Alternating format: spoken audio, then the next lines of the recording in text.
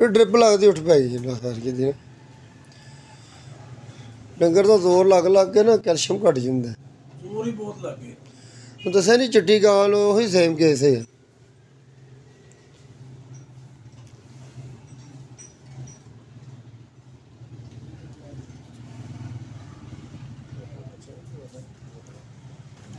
बच्चा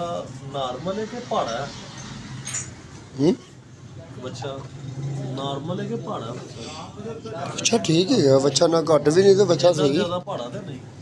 नहीं एडा भी भारा नहीं लेकिन ये पैर के हिसाब से बच्चा भारा है वैर के हिसाब नाल पहाड़ा हाँ गां छोटी पैर के हिसाब से ठीक है बच्चा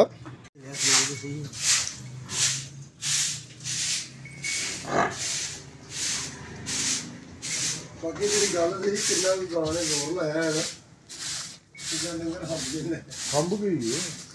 नहीं तो बड़ी छोली हैगी नहीं बेहतर हो गया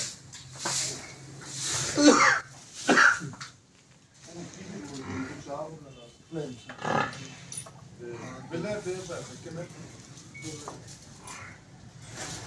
कोला कोई 5 किलोमीटर के लाओ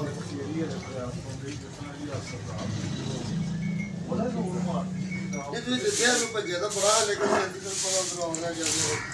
बड़ा बड़ा राह भी अल्लाह जी गाय के आ गए जो मालूम ना भावें जोर लाओ अगर जोर करे लेकिन नहीं होता ना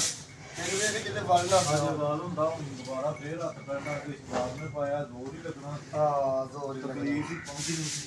नाले आ जेड़ा तुसी आ गए जे ना यही बड़ी ये बेहतर होया डंगर जितना डंगर ने 2 घंटे भी उठना चाहोगे जब डंगर फौरी उठ पे फिर डंगर कर जल्दी बाल हो जाए मुझे धारा तो ना थना निकल जाएगी